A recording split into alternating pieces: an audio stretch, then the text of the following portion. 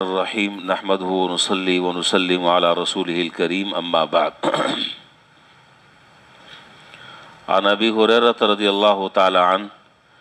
قال قال رسول اللہ صلی اللہ علیہ وسلم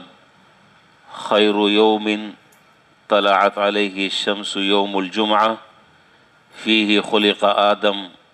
وفیہ ادخل الجنہ وفیہ اخرج منہا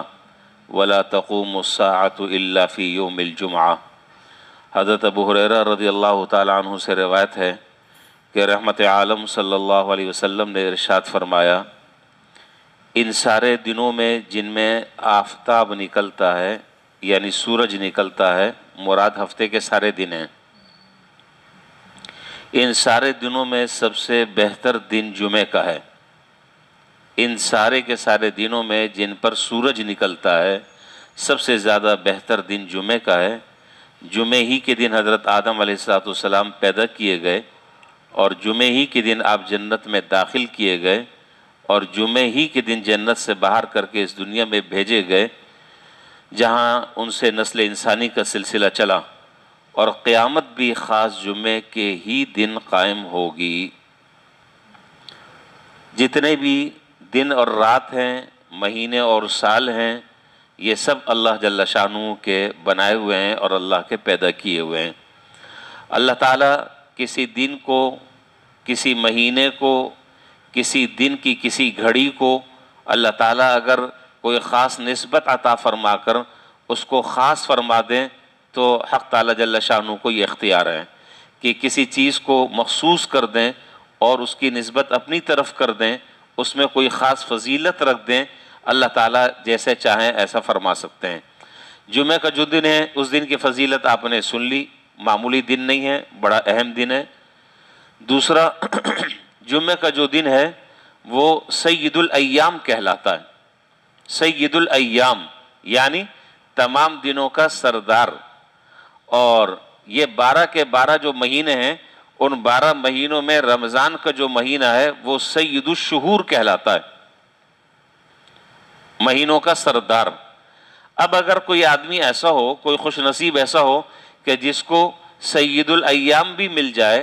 اور اس کو وہ سید الایام سید الشہور میں مل جائے، یعنی جمعہ کا دن بھی مل جائے اور وہ دن جمعہ کا رمضان کا بھی ہو، تو آپ سمجھ سکتے ہیں کہ اس آدمی کی سعادتوں کا اور اس آدمی کی اللہ تعالیٰ کی طرف سے رحمتیں لوٹنے کا کیا ٹھکانہ ہے اور کیا آدمی اندازہ لگا سکتا ہے، اس لیے کہ اس کو دونوں مبارک چیزیں مل گئیں، جمعہ کا دن بھی مل گیا اور رمضان کا مہینہ بھی مل گیا۔ تو اللہ رب العالمین نے اس اعتبار سے ہم سب کو یہ فضیلت آج الحمدللہ عطا فرمائی ہے۔ جب یہ اتنی بڑی فضیلت ہمیں مل گئی ہے تو اس دن کے کچھ احکام ہیں۔ اس دن کو عام دن کی طرح نہیں گزارنا چاہیے، بلکہ اس دن میں خاص کچھ اعمال کا ہمیں اہتمام کرنا چاہیے۔ جب ہم انشاءاللہ اس دن کو خاص اہتمام کے ساتھ گزاریں گے تو اللہ رب العالمین کی رحمت سے امید ہے کہ انشاءاللہ اس جمعے کے دن کی جو برکتیں ہیں اللہ تبارک و تعالیٰ وہ ساری کی ساری برکتیں عطا فرمائیں گے۔ جمعے کے دن کئی سارے کام کرنے کے ہیں۔ سب سے پہلا کام جو ہے وہ ہے جمعے کی تیاری کرنا۔ مردوں کی تیاری آپ جانتے ہیں، مردوں کی تیاری ہے بہترین کپڑا پہننا، اچھا عمدہ سے عمدہ کپڑا پہننا، اچھے سے اچھی خوشبو لگانا، اپنا بناؤ سنگھار کرنا، اپنی تراش اور خراش کرنا، اور وقت سے پہلے مسجد میں پہنچنا،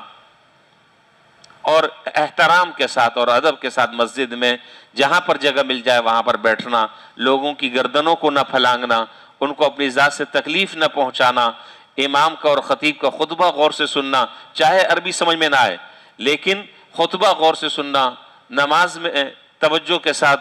نماز میں مشغول رہنا، دعا میں مشغول رہنا وغیرہ وغیرہ، یہ سارے جمعے کے آداب ہیں۔ اسی طریقے سے حضرات فقہا نے لکھا کہ بہتر طریقہ یہ ہے کہ اگر آدمی کو کوئی عذر نہ ہو تو وہ مسجد پیدل چل کر آئے،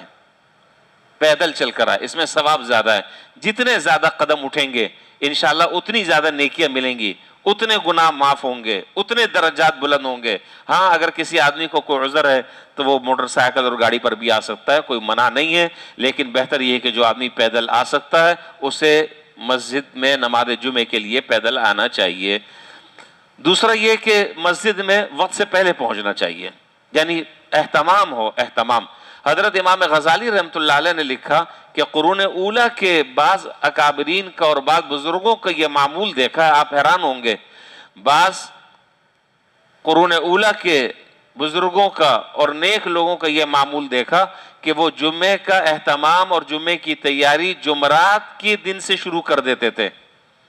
اب آپ حیران ہوں گے کہ جمعے کی تیاری، بھائی جمعہ تو جمعے کو پڑھنا ہے،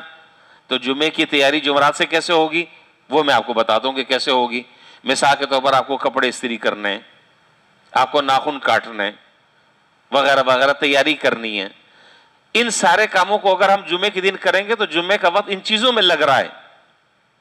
لہذا اپنے اس وقت کو قیمتی بنانے کے لیے یہ سارے کے سارے کام وہ جمعرات کی رات کو شروع کر دیتے تھے۔ تو بہرحال جمعرات کی رات تو گزر گئی ہے، تو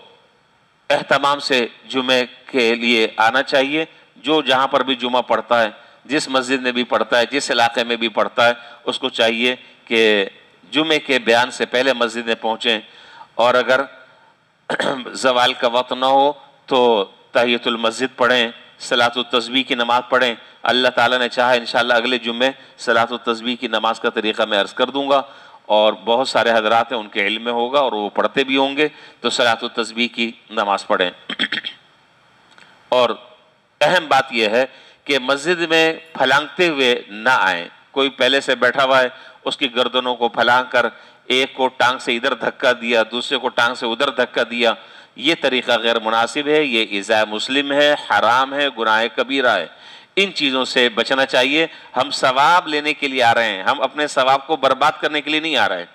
ہم اللہ تعالیٰ سے ثواب لینے کے لیے آ رہے ہیں۔ اور ثواب پورا کس وقت ملے گا؟ اس وقت ملے گا کہ جب ہماری ذات سے کسی مسلمان کو ادنا تکلیف نہ پہنچے، کسی مسلمان کو ادنا تکلیف نہ پہنچے، تو اللہ تعالیٰ نے چاہا انشاءاللہ پورا کا پورا ثواب ملے گا۔ ایک بات تو یہ۔ دوسری بات یہ ہے کہ جمعے کے دن سورہ کہف کے پڑھنے کا معمول بنانا چاہیے، اور یہ بات سب کو معلوم ہے، اور ہر مسلمان تقریباً ہر مسلمان پڑھتا ہی ہے سورہ کہف۔ لیکن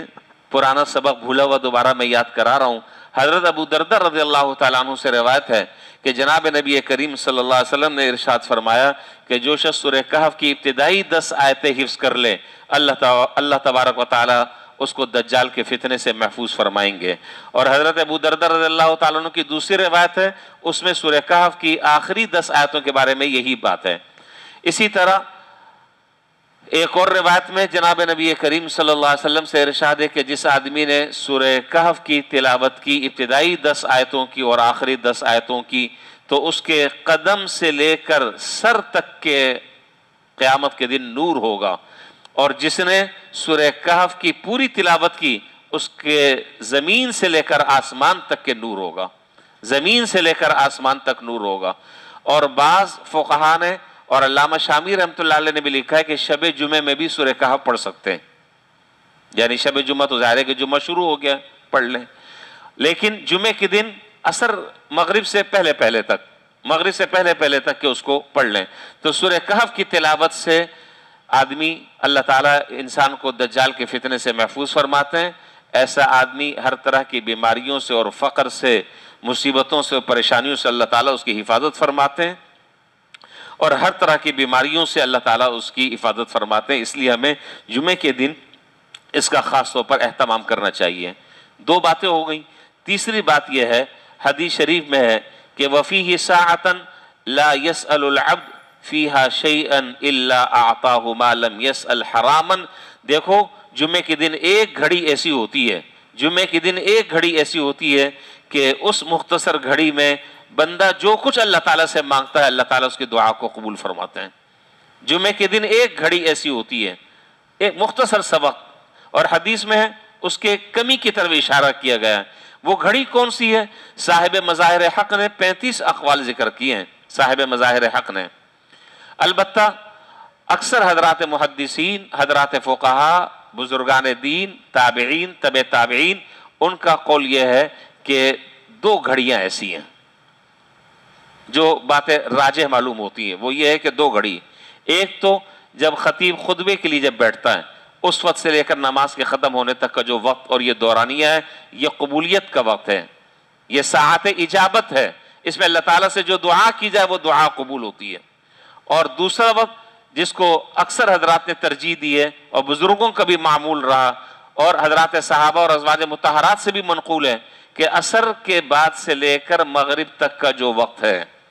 جمعے کے دن عصر کے بعد سے لے کر مغرب تک کا جو وقت ہے، یہ وقت قبولیت کا ہے۔ چنانچہ ہمارے بزرگوں کا معمول چلا آ رہا ہے، سلف اور خلف کا معمول چلا آ رہا ہے کہ وہ عصر کے بعد درود شریف بیٹھ کر پڑھتے تھے، اس میں دعائیں مانگتے تھے،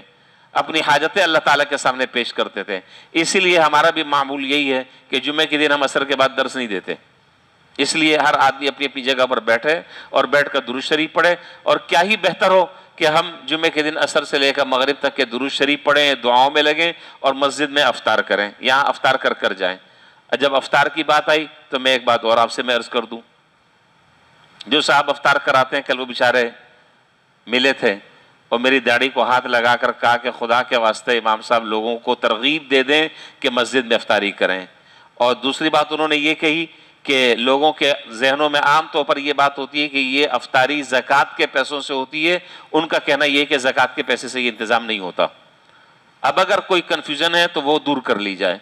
اس لیے مسجد میں افطاری، اور اگر آپ کو یہاں کی افطاری اچھی نہیں لگ رہی، آپ اپنے گھر سے افطاری لے کر آ جائیں یا مسجد میں کر لیں، اچھا ہے، کوئی آدمی آپ کے ساتھ شریک ہو جائے گا۔ تو بہرحال کوشش کرنی چاہیے کہ ایک آدمی بیچارہ لاکھوں روپے خرچ کر رہا ہے، ہمیں اس کے حوصلہ افزائی کے لیے اور ثواب کی نیت سے ہمیں ان کے ساتھ افطاری میں شریک ہونا چاہیے اور مسجد میں افطار کا اہتمام ہم سب کو کرنا چاہیے۔ اچھا جی، تو میں یہ عرض کر رہا تھا کہ عصر سے مغرب تک کا جو وقت ہے وہ بڑی قبولیت کا وقت ہے، اس میں دعائیں مانگنی چاہیے۔ چنانچہ